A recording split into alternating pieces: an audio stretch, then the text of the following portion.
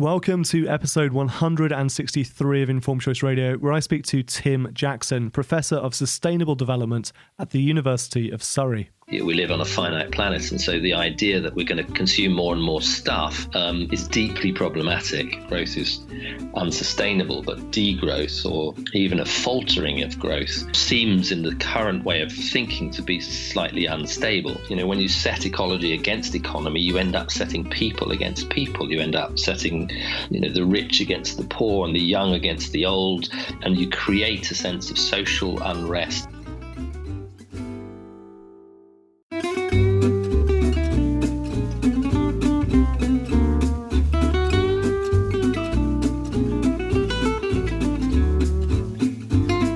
Sundial House Studios in Cranley, welcome to Informed Choice Radio. This is the podcast all about achieving your financial goals in life.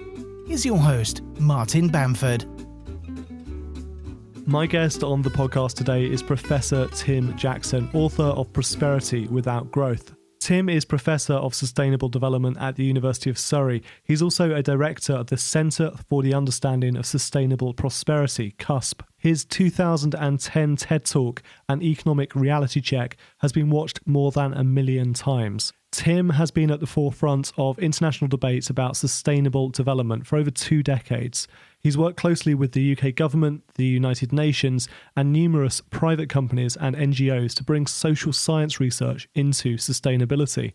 His research interests focus on the economic and social aspects of the relationship between people's lifestyles and the environment. Tim's landmark work is the book Prosperity Without Growth: Foundations for the Economy of Tomorrow, first published in 2009. Tim's piercing challenge to conventional economics openly questioned the most highly prized goal of politicians and economists alike, the continued pursuit of exponential economic growth. His findings provoked controversy, inspired debate, and led to a new wave of research building on its arguments and conclusions. A new edition of Prosperity Without Growth was published last month at a launch to coincide with Professor Jackson's appointment as a 2016 Hillary Laureate. In today's episode of Informed Choice Radio, I speak to Tim about what sparked his interest in sustainability, why our current model of economic success is so flawed, the dilemma of growth to trash the planet or crash the system, whether technology is the solution to all of our problems,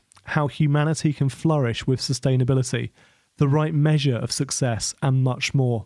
You can find the show notes, full transcripts, and useful links for this episode at icradio.co.uk.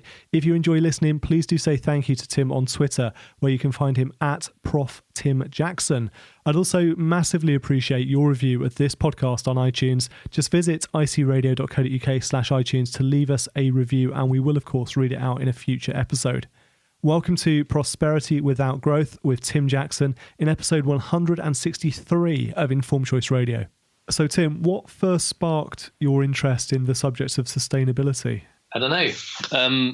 I think the one that where it first brought it to consciousness, as it were, was Chernobyl, 1986 April, and I had finished a PhD, moved to London with every intent of becoming a playwright. I'd sold a couple of plays to the BBC, and was firmly convinced that was my career. And then Chernobyl happened, and I sort of re-evaluated. I suppose I had skills, particularly through my PhD, that I kind of felt were interesting in the context of what happened in Chernobyl, which was a kind of the clash of a dangerous technology and difficult social conditions, and the impact that had on the planet.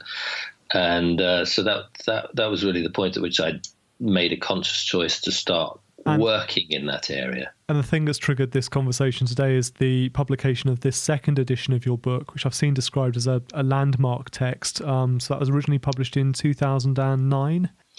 Yeah, it was published originally as a report to the UK government in 2009, and then swiftly after that as a book published by Earthscan, and then Routledge, who took over Earthscan in round about 2011-12, I think it was, asked me if I'd write a second edition or do a revision of it. And I looked at it and I kind of thought, well, initially I thought I would just update a few numbers and redraw a few graphs, and then I found more and more that I increasingly rewrote the whole thing, actually, more or less, while still trying to make it look the same kind of book, because its broad thesis is the same, that we can have and we should be aiming for prosperity as a goal rather than economic growth as a goal per se.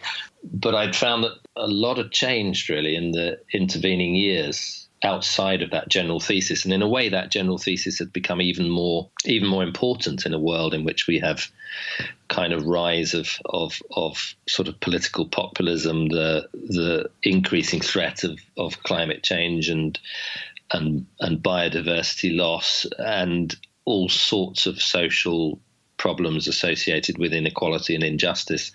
And the whole thing really had become much more relevant than I imagined it would when I sat down to revise it. If we could start then with the foundation, the general premise of the book, why is our current model of economic success so flawed? What are the issues with it? I think broadly because it's based on the idea that economic success consists in relentlessly, continually, exponentially expanding consumer demand for the goods and services of consumer society. And that creates a number of different problems. It creates, obviously, the most obvious problem in a way is that we live on a finite planet. And so the idea that we're going to consume more and more stuff is deeply problematic. It also raises huge issues in relation to inequality, because some people might for a while be able to afford that extra stuff, but clearly a lot of other people are not going to be able to reach that level of material affluence whatsoever. And that inequality, that social inequality, is a huge problem for us. And then one of the things that's become more apparent through the crisis and in the years since the crisis is that this system of relentlessly expanding demand has its own internal failings. It essentially means that, in order to keep that demand going, you resort to all sorts of things to persuade people to keep on consuming. And amongst the things that you persuade them to do is take on increasing levels of debt. And as the debt grows and grows, it becomes more and more unstable, and you can invent all of these very clever financial instruments to hide that debt away in dark places. But that actually only makes the problem worse. And so you end up with a situation which is financially fragile, which is ecologically unstable, and which is socially unjust. And those three things combined are really, to me, they completely undermine the case for a sense of progress based simply around relentless economic growth. So is this as simple as saying it's a case of economy versus ecology, or is there a compromise or a third way that we're not looking at? It's odd, because if you think about those three things, one of them is about ecology versus economy, that's for sure. But the social injustice part is the fact that, when you set ecology against economy, you end up setting people against people. You end up setting, the rich against the poor and the young against the old, and you create a sense of social unrest in the middle of that ecology versus economy. And then when you look deeper, you find that economy itself actually doesn't function properly. The financial instability that came through the crisis wasn't specifically directly a function of ecology. It was a function of the way that economy was trying to work. And so ultimately we get to the point where we have to say this form of making an economy work isn't working. It's not an economy that works anymore. And I watched your TED Talk from 2009 earlier, and you referenced this dilemma of growth, which was trash the system or crash the planet. And that to me didn't seem to offer much of a choice. Yeah, that is the challenge. I mean, I think, if you, in very, very simplistic terms, if you just grow the economy forever, then you're going to trash the planet. On the other hand, we don't know that much about making economies that don't try and grow forever. And when they do stop growing, or when they even slow down a little bit, as it did during the financial crisis, then things begin to go wrong. People, businesses go bust, people find themselves out of jobs, governments that don't respond find themselves out of office, and the whole thing begins to look very unstable. And that's what I call the dilemma of growth, that growth is unsustainable, but degrowth or even a faltering of growth turns out to be or seems in the current way of thinking to be slightly unstable. And if you think about, how do you fix that? You've basically only got the two options, really. One is to make the growth more sustainable. Could you do things more efficiently? Could you do them with fewer resources? And yes, of course you could. Lots and lots of technological options there. But you have to run faster and faster as the economy gets bigger and bigger for them to have any real purchase on the solutions. Or you turn to your other option, which has been very much less favoured. It's the sort of the road less travelled, if you like. It's that option of saying, well, could a degrowth or slow growth economy become more stable? And there again, the challenge, it looks very challenging when you think of it through a conventional lens. But when you think of it through this lens in which actually the economic growth model itself is inherently unstable, eventually leads to these instabilities, then it's almost like the only place left to go, the place where we have a decent economy, an economy that works for everyone, an economy that sits within environmental limits, an economy in which we have embedded social justice, and an economy in which we build financial stability and financial resilience. And that then becomes the object of your inquiry, how to do that. And it is a way, if you like, of saying, we're between a rock and a hard place. If we try and escape in this direction, we end up in all sorts of problems.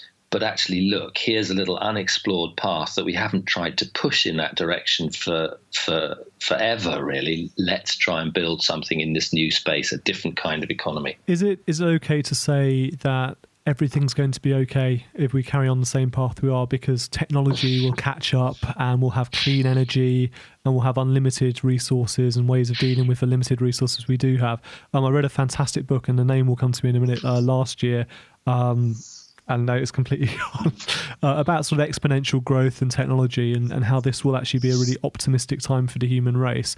Is it enough to rely on that idea? No, absolutely not. There are lots of these utopian visions, but actually you have to be really practical about what they can achieve.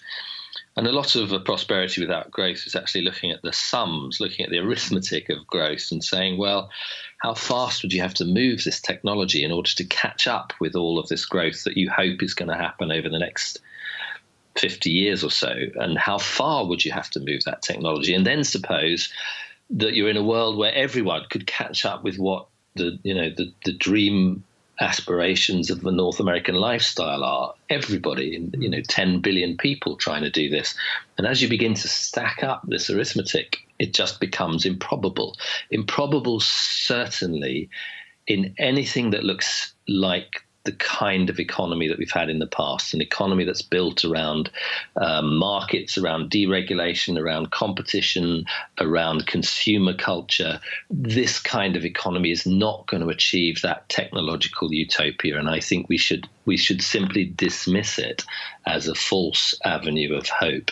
There are lots of things technology can bring. Don't get me wrong. I'm not against that technological improvement, but we have to think more seriously about the underlying structural problems, and we have to think more seriously about a different kind of economy. So how can humanity flourish? Because I guess that's the goal for all of us. We don't just want to tick along at a slow pace. We want to continue improving. So how can humanity flourish in less materialistic ways that don't rely on trashing the planet? I think that's, in a way, that's where it gets exciting, because that's where you can begin to ask really deep questions about what matters to us as people, where flourishing actually happens. And I think it's been a mistake of modern civilization to suggest that flourishing only happens when we're all running as fast as we can, buying as fast as we can, spending as fast as we can, having as much material stuff as we can, so that we can keep ahead of all the other people around us. It's like it's what biologists call a Red Queen race. You're running faster and faster, but you end up staying in the same place, and you look around you and you say, hang on, I didn't get anywhere. It's a metaphor that comes from Lewis Carroll's book, Alice Through the Looking Glass. And it's incredibly powerful metaphor for the way that we think about progress at the moment, and the way we try and cash that out as a set of sort of material aspirations to be ahead of each other, to have as much as possible.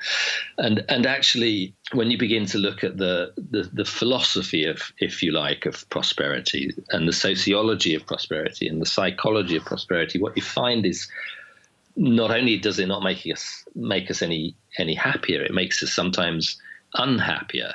And the pursuit of a meaningful, lasting prosperity is not just about this race for accumulation. It's about health. It's about identity. It's about who we are as people. It's about the security of our family. It's about the love of our friends. It's about the confidence that we have in our community. It's about a sense of meaning and purpose in life. And in those terms, I think that is our real challenge, is how to dematerialize those aspects of our lives. And where we've gone wrong, essentially, is to assume that all of those things can in themselves be cashed out in material terms. And the reality is they can't. The evidence is that they can't, and that a lasting prosperity actually is a much less material product than the conventional economy tries to deliver. And sometimes that conventional economy actually undermines the lasting prosperity that we're searching for as human beings. And that's an incredibly challenging place, but it's also a very exciting place, because it holds out the prospect actually of a better quality of life, with less consumption, of kind of more fun in very simple terms, with less stuff, and the idea that we might live better as people with less consumption. Is the way we measure success then part of the problem? Should we switch from measuring gross domestic product to gross national happiness or some other measure like that? Yeah, I think we should possibly still measure the gross domestic product, because it plays an important structural role in how our economies work. But what I think we shouldn't be doing is setting up the GDP as the guiding indicator and measure of success. Mm. So, measuring success in terms of the GDP is a recipe for disaster in a way, and it's partly where the current economies have, and the current political model has gone wrong, because it makes a very simple assumption that more is better. And that's true virtually nowhere in real life. Even when it comes to something as basic as food, we know that if people eat too much, they go from a point of health to ill health very quickly, and the whole legion of lifestyle diseases that is the legacy of a system that believes that more and more is better and better. And it's in some ways a very well known, and in some ways a very well established, and with a huge legacy in philosophy and religion, in ordinary life, in our own experience, that actually quality is something different. It's not measurable in those terms of aggregate production and aggregate consumption. So that's definitely one of the things that we have to do differently in a different society, is think about what we're measuring as success. And you say in the book that questioning growth, this whole notion of questioning growth, is deemed to be the act of lunatics, idealists or revolutionaries. And from speaking to you today, I can tell you're not the first two. I'm pretty sure you're not the first two. So can a solution only come from a revolution, or is this an evolutionary process, something that can happen gradually? I think it's a transformation. I like to use the word transformation because it sort of evades your question, and I'm not suggesting that it's a wrong question at all. I think it's a very important question. The difficulty is that, for me, I think the difficulty is that revolutions can be very deeply uncomfortable places where lots of things go missing. And amongst the things that go missing in revolutions, in many revolutions, is civility, is a sense of social respect, is our sense of solidarity with each other. And I think that's one of the things that we want to be able to keep hold of. And there are very, very few revolutions in which that happens. There are a few examples. The Velvet Revolution, for example, in Czechoslovakia was an example of an occasion which was, virtually bloodless change from one regime to another regime. Interestingly, triggered by ecological concerns about what was happening to the natural environment in Czechoslovakia, as much as by political concerns, and a transformation to a system, to a different politics, a different ideology, and a different way of of thinking about our own sense of social progress.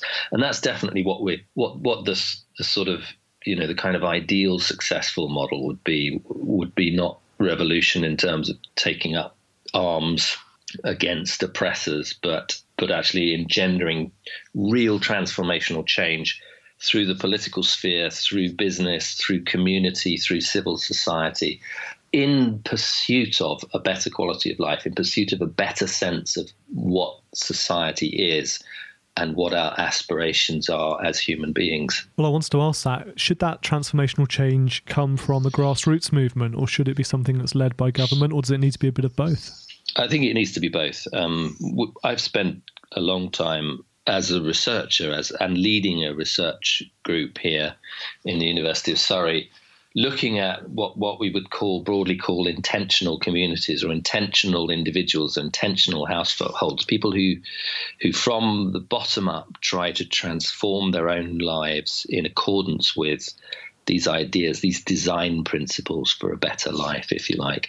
And they're fascinating sort of experimental ground because they teach you all sorts of things. They teach you actually that the people who try to do this can quite often go quite a long way towards such changes, and that in the process of going towards those changes, they can even sometimes be measurably happier, which seems kind of perverse because they're sort of entirely going against what the rest of society is trying to do.